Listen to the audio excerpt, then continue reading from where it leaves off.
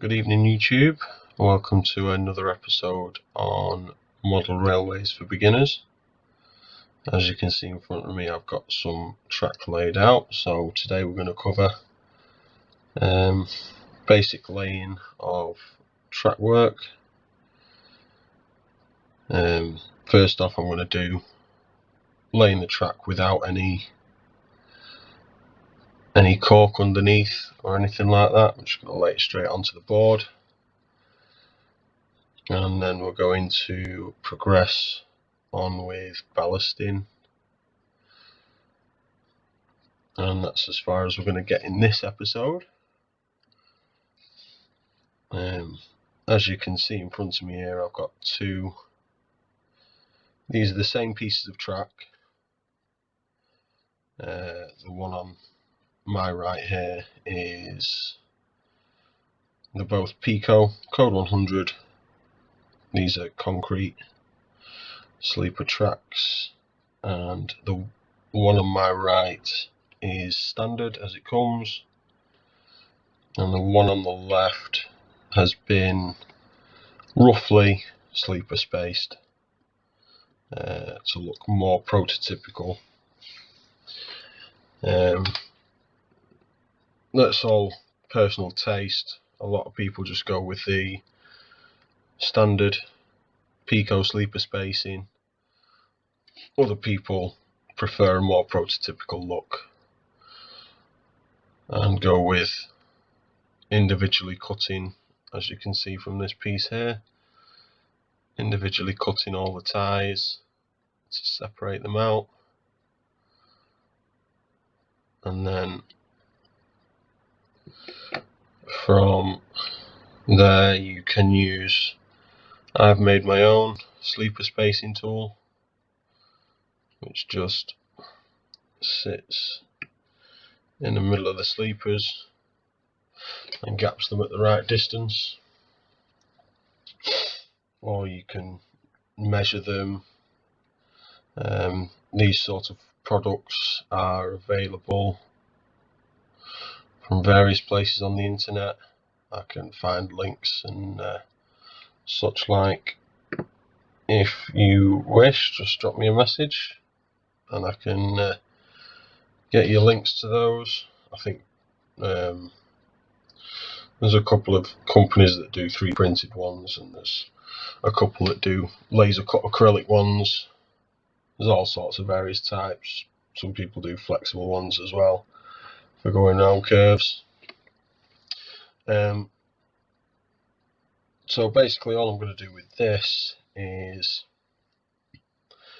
the first one I'm just going to glue straight down, and the second one I'm also going to glue straight down, but making sure that all the ties are perpendicular to the rails and evenly spaced as best I can. This is only a test plank for me, so it's not going to be 100% perfect, but it's just to give you a rough idea of the process of doing this. So without any more talking from me and waffling on, let's jump in and see where we get.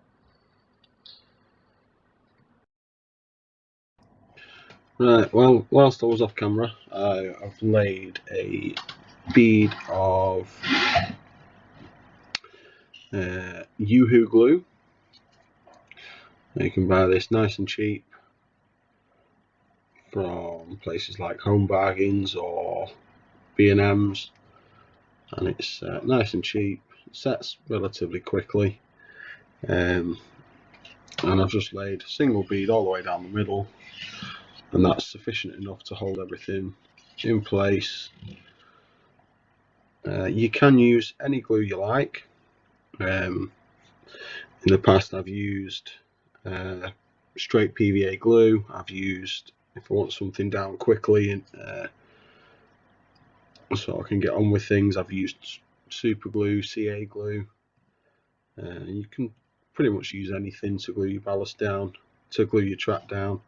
The only thing to note is if you are using PVA or something water-based like that, adding the watered down PVA afterwards onto the ballast could cause the track to come loose.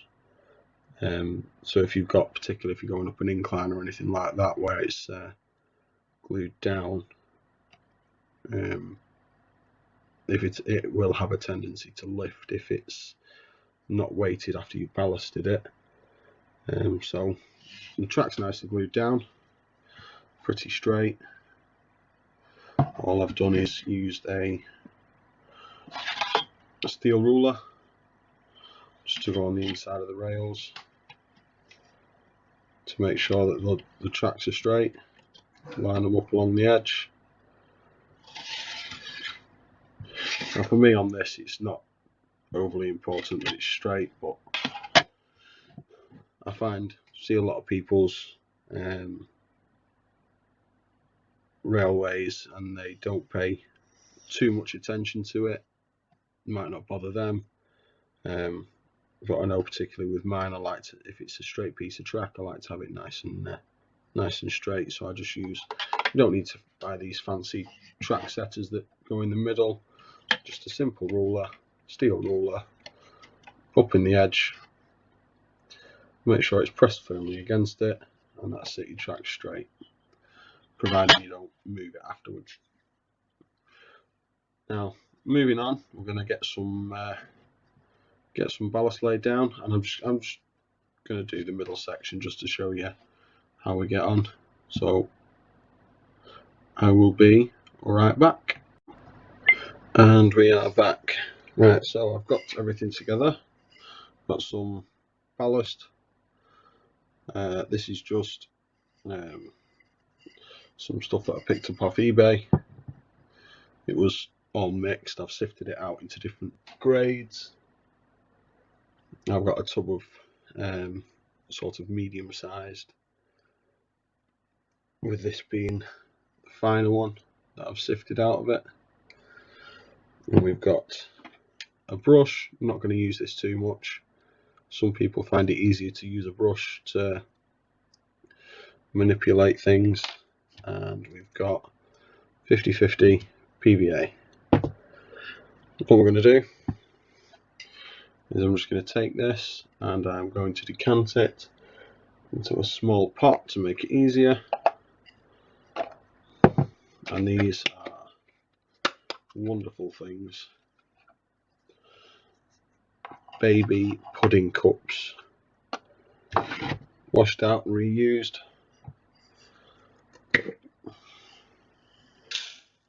Pour some of that in there. It can be a bit dusty. All I'm going to do is just sprinkle that over the top.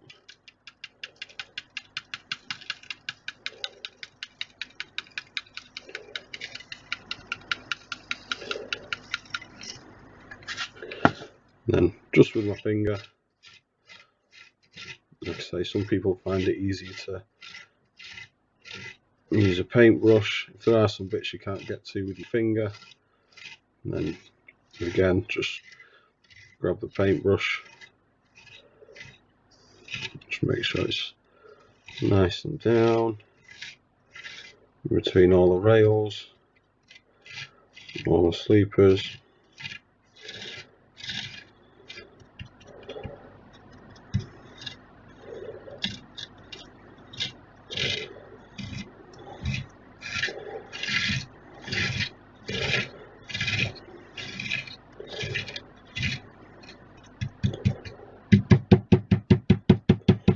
Giving it a tamp if you like.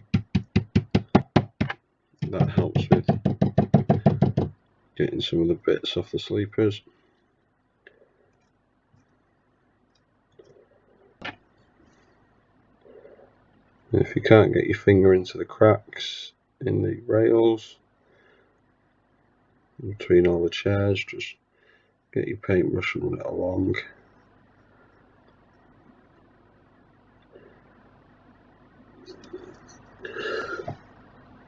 And make sure you get all the pieces out of the rails, because otherwise you're going to end up with derailments.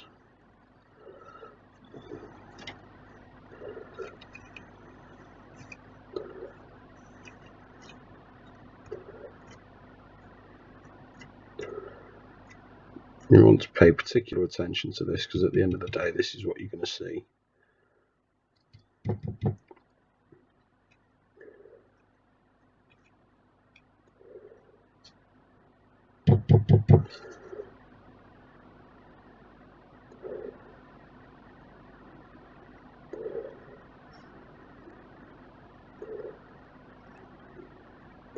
If you do miss some bits, it isn't the end of the world, because once the PVA is dried, you can just go along with a scalpel and just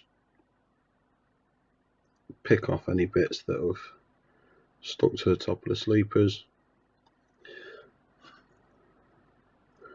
If you've missed a bit, just pick a bit up, drop it in, and then smooth it out. Just have a double check of the rails, make sure you've got no ballast in there.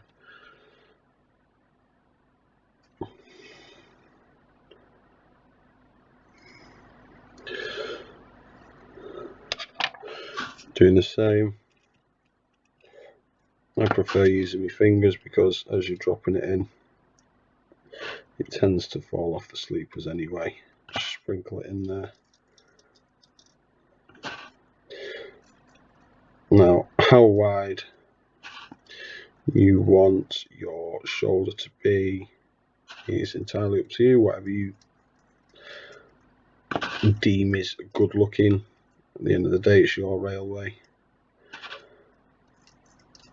I've never measured it. I've never Googled how big it should be. I've just gone ahead and done whatever looked best. And again, with your finger, just run your finger along the top and just knock any bits of ballast off the sleepers. And then along the edge, you can use a credit card or anything. I'm just going to use my ruler and just bring those stray bits of ballast back into the shoulder. Then you have a nice straight shoulder. Same on the other side.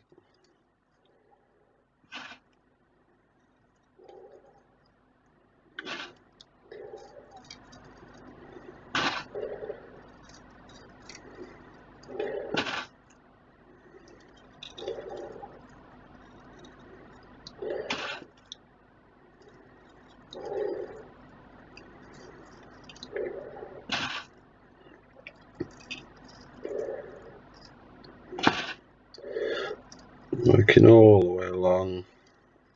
I find when you're using your fingers, you have a little bit more control over how much you're putting down, as opposed to sprinkling it on with the container.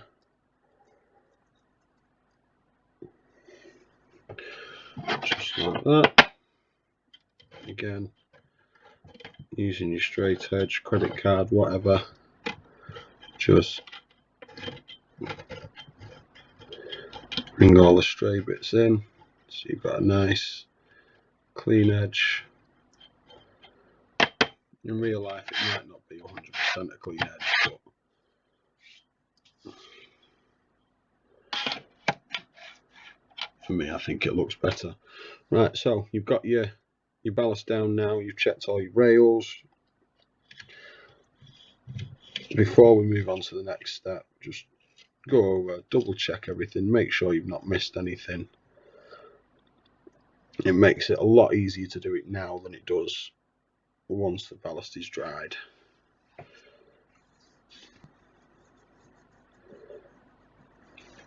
The next thing we're going to do is we're going to come in, and I've got one of these spray bottles just filled with a bit of water. This is just a cheap spray bottle from, again, B&M's, and we're just going to go along. This may dislodge some bits of ballast.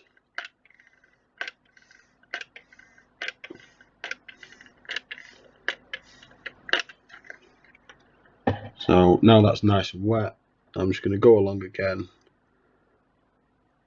making sure that all the bits of ballast are where I want them to be.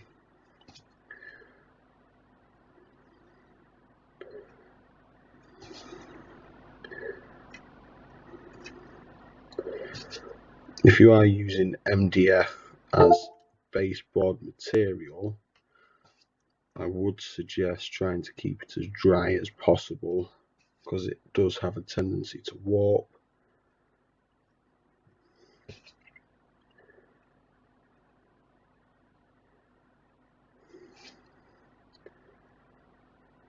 Just making sure all them bits of ballast are gone. And the next step, we're going to go along with the 50-50 mix of PVA and water and just drip it onto there.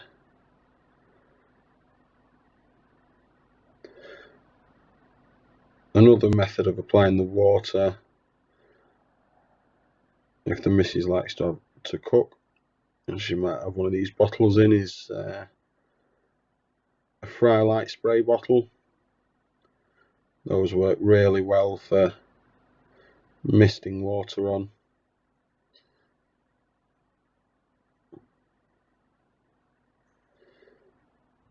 I do have a couple of those lying about. And the gentler you are with applying the PVA,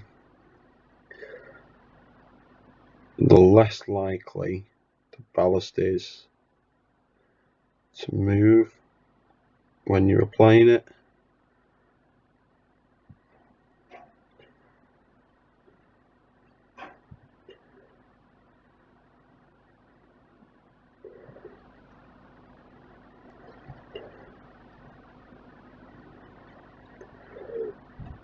Making sure all the areas are covered.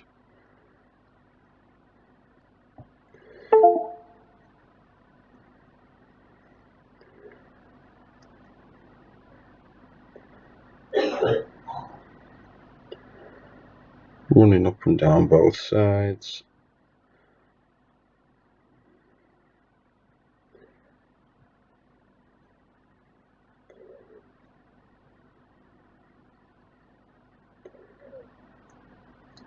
If you are doing an area or redoing an area where the surrounding is already scenic or anything like that, you can always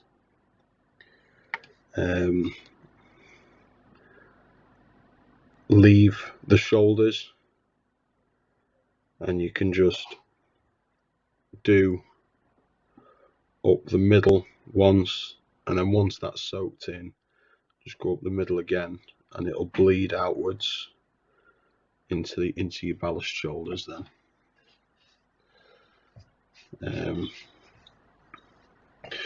And shouldn't bleed into your scenic area quite so much.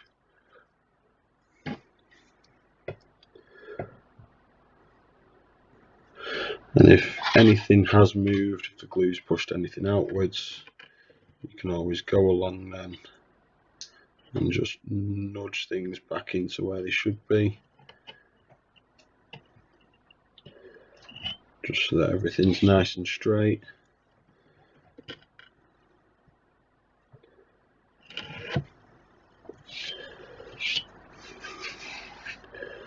And there you go, that's my method for ballasting. It is nice and easy. Like I say, a lot of people find using the brush easier than the finger. I tend to have quite pointy fingers anyway, so they get into all the crevices nicely. Now all we need to do is just let that dry, and then we'll come back and look at weathering it in another episode. where I show you weathering track and adding scenics around it. I hope that's been of use to you, and we will see you again next time. Thanks for watching. Once again, if you could like, subscribe, share, all the usual, it would be a great help. And we'll see you again next time. Ta-ra for now.